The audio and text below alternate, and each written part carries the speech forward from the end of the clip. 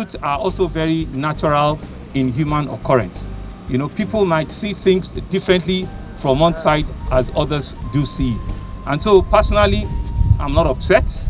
You know, it's not anything to grieve about. It is really all around communication and understanding, you know, that needs to come with when you communicate with someone. If you understand, you know, you will seek a lot of knowledge once you understand, and wisdom also will come to play.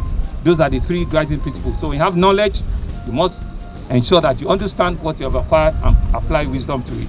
So the issues are very, very simple. And like I said, it's just maybe lack of adequate communication. The first thing they said is that we're owing some people hazard allowances. For the benefit of gentlemen of the press, our government was the very first government in March that started paying hazard allowance to our entire health workers, almost 20,000 of them. And what did we do? For the hazard allowance, we increased the hazard allowance by 400%. 400%. You can stand about and ask them. We're the first to do that around all the entire health workers, be it doctors, be it nurses, be it driver, be it hygienists. Everybody that was in the health sector as a worker got a 400% on hazard allowance, has been enumerated in their pay structure. 400%. Over and above that, we also now realize that we needed to give the front line in the COVID-19 pandemic, we needed to give them additional incentive, which we had called a COVID-19 allowance.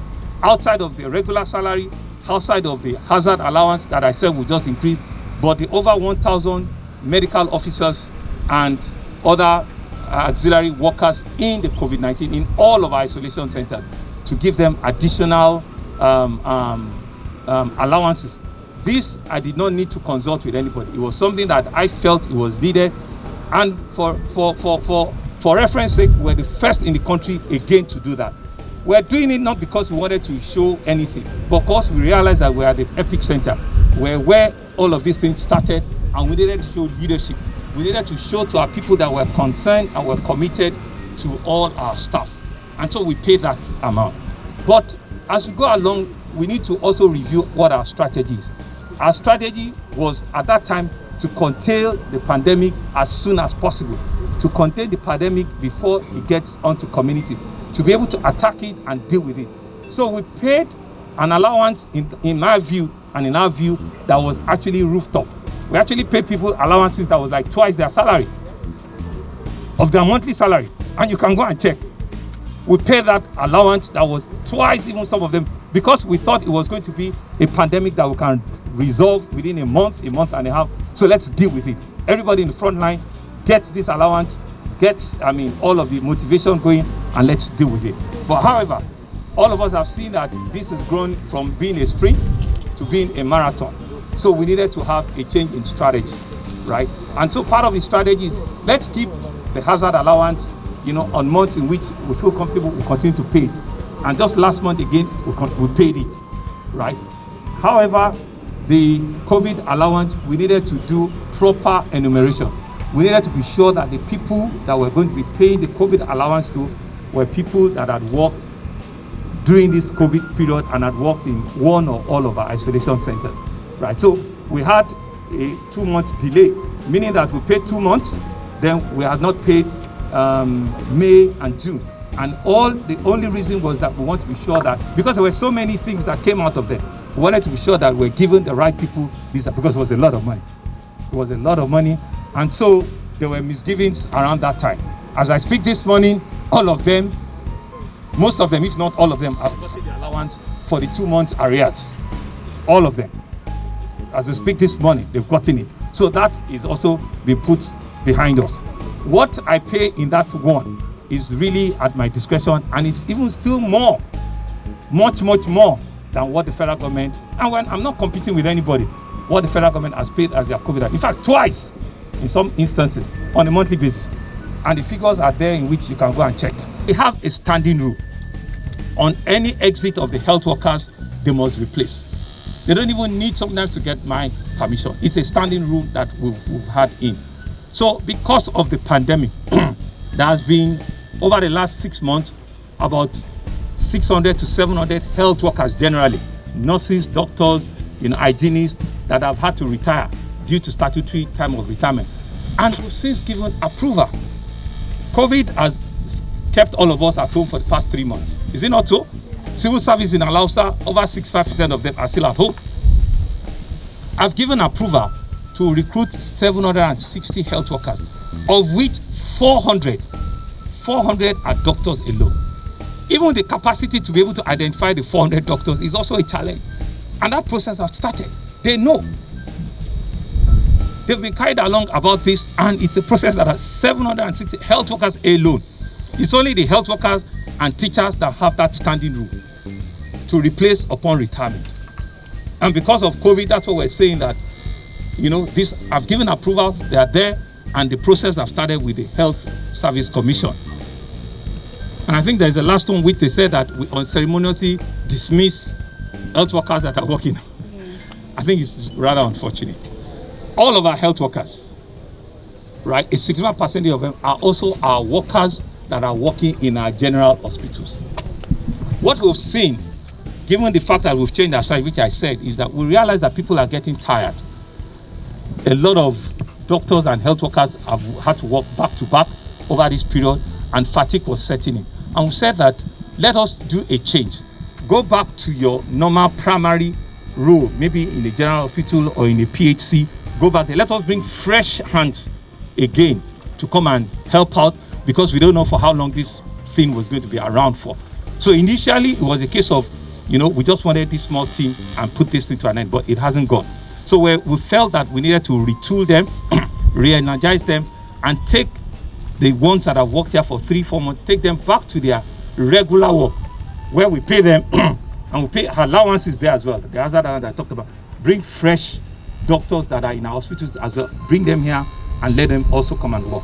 So maybe the challenge was that because we hadn't paid those COVID allowance, which we have now since paid.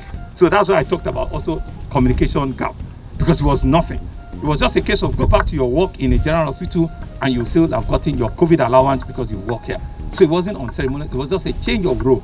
Go back, go and rest, let fresh hands come in and let them continue, to do the work. And those are some of the things that we've done. And I'm sure just so that we also don't unnecessarily belabor this thing, we have a dedicated isolation center for health workers at Agidimbi. Any health workers that fall sick, that test positive, they have their own dedicated isolation center. And it's been on for over 2 months. That we have for them, and they get well, they quarantine themselves, they don't need to go to their homes or infect themselves. And I'm sure over the last 4 months, we've had over 14 hotels where all our health workers have been staying. 14. All around Lagos. And we'll be paying, we'll be feeding every day. 14 hotels. In Ikoyi, in Lekki, in Ikeja, all around here, Jibowu, all over them. Ask your investigative journalists, ask around. Just so to ensure that they are comfortable and will continue to keep all of the conversations well. Recently also, outside of the isolation center, we've also agreed a dedicated day for health workers who want to be tested. A dedicated day every week if you want to be tested. Whatever you feel like, you have a dedicated day. And we're doing all the testing. We have 5 laboratories, we have 7 from the private sector. And the numbers are there. You can walk in there, in fact, have another lab. This is another lab here that is going to go live.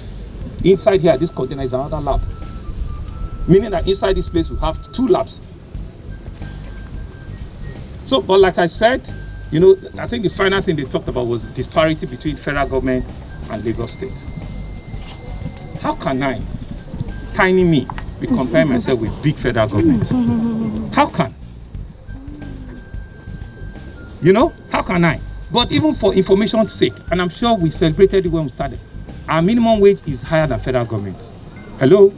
Our minimum wage is higher than federal. So meaning across the public service, we actually pay more than federal government. But I don't need to go into this, issue around who does what. We understand what the requirements are. We know that Lagos, the living wage here or the living standard here is probably higher than a few other states around. And so for us, we said, let us do this. So we're actually doing more. So we've asked ourselves, show us those evidences. they said it's one particular level, level 14. You have service from level 6. They said, no, okay, it's entry level. You know, how can we be juggling figures from one side to another and just be, if you have issues, let's look at the entire issues and let's solve it. You cannot say that, well, you're higher in level 9, I'm lower in level 14. You're higher in level 15, I'm lower in level. That's not discussion. And that's why I said that I'm not upset. There's absolutely nothing for me to be upset. You've seen that consistently the health workers are people that I have tremendous respect for, and they're doing a fantastic job. So we will always have issues around maybe misinformation or lack of information, or maybe the thing is maybe the commissioner is not always available every time they want to meet him. And the man has a difficult job to do. The man has a difficult job to do around this pandemic. So maybe those are just the issues. They said they meant to have met a meeting last week. It didn't happen last week, and so gentlemen of the press, it is rather unfortunate that, you know, my workers who I love so dearly would take this very unexpected line, you know, to appeal their grievances. Grievances is natural. It's natural in any dispute that, yes, you know, Mr. Governor, we have these issues, yes, and it will start and end on the table. And so that's why when you ask what exactly is the prompt, tax, house, that cannot happen. What exactly is the point? Outstanding allowance, which I've paid, which I need not be held responsible for it, but which on my own volition I decided to, which is far more than every other person in the country. And it's rather unfair, and it's rather unfortunate that any of us, especially them at this time, want to take an opportunistic approach because of the pandemic system or the pandemic crisis we're going through. I think it's rather unfortunate, and I think it's totally condemnable. And I think I hold the system, you know, as a chief incident commander, to express and to say to you that come back to work. I'm still your governor. Resume back to work. Whatever the issues are, we'll sort it out. I'm supposed to be father to all, and there's no better engagement we can have but on the table. But on all of the issues that you've raised, you will see that maybe you are not communicated to properly, but everything we've done. We run an extremely very transparent government. Extremely very transparent government. So first to clarify the perception, the allowance we're talking about is the COVID additional allowance. Is the COVID addition, it's not the hazard allowance. It's the COVID additional allowance, which I created at my own discretion.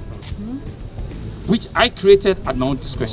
actually brought some problems, even with my other colleagues, which I created at my own discretion. Which I also mentioned to you that once we first paid it, you know, it was like we're paying people twice, 3 times their salary. Yeah. And we're like, what's going on? This thing, is not sustainable. And you can go and ask them how much these things were. 2-3 times in them as an allowance. We said it was not, this pandemic is going to be with us for a long time. So let us sit down and let us even identify who are the real needs. Because what was now happening was that everybody was coming around. The PAMSECs are here. I gave them that assignment. Go and do a proper audit assessment of who should qualify. So this is outside of their regular job, and they're here. I kept asking Dr. Boye, where are you on that? And he says he wants to do a good job. I cannot crucify my officer who wants to do a good job, you know, for that matter. So he said to me 4 times, 5 times, Oga, I'm doing a good job. There are 14 pillars in the EOC. He had to go around all of the 14 pillars. We're talking of over 1,000 people in different parts of the country, of the state, which are not the regular staff in the health facilities for COVID-19 specifically. So he needed to do that, and he needed to be sure. And so part of the things that you generate is that you generate the real name, the real account number, the real bank, because it's out of their salary. It's not in their payroll. This is a separate, so we needed to get that analysis right, so that we're not paying an amount for Mr. A to Mr. B, and we're not paying wrong amount. So it took them time to review all of that. The second point, which you are now asking, is why is it the day they went on strike that we paid it? I gave the approval since last week. NIPS, I'm sorry to mention their name, NIMS is an international name. There was some glitch over the weekend. They were informed that these things were coming on Friday. There was a glitch in the system. It's transfer. Everybody today, you don't write a check for anyone. It's supposed to be an online transfer. And so that was what happened. It was meant to be an online. And when they came to me, which I told you now, when they came to me on Friday or Saturday night, at 12:30 midnight, I called the accountant general and I put him on speaker. Exactly what I said to them earlier was exactly what the man repeated on the phone. What better transparency do you want? In my office at 12:30 midnight, I woke the man up and I put him on speaker and said, tell me what had happened in the last 48 hours. And he said they're exactly the same thing. Exactly the same thing on speakerphone. It's on record. So it's not about, I don't have to look good. I'm the father to what I have a responsibility to the state. I don't need to, but because of my passion and my sense of responsibility, understanding how it works, that's what we're doing. We're the only ones, by the way, with the consortium of our corporate friends, that have also given them, each person here, an insurance cover outside of the global insurance cover that the state has. Additional insurance cover for COVID-19 workers, and in which amounts of, in the event of fatality, in the event of injury, amounts are there. I don't need to mention the amount. A certificate for each person. So it's not a grandstanding thing. It's not something that I want to look good. It's transparently communicating to you.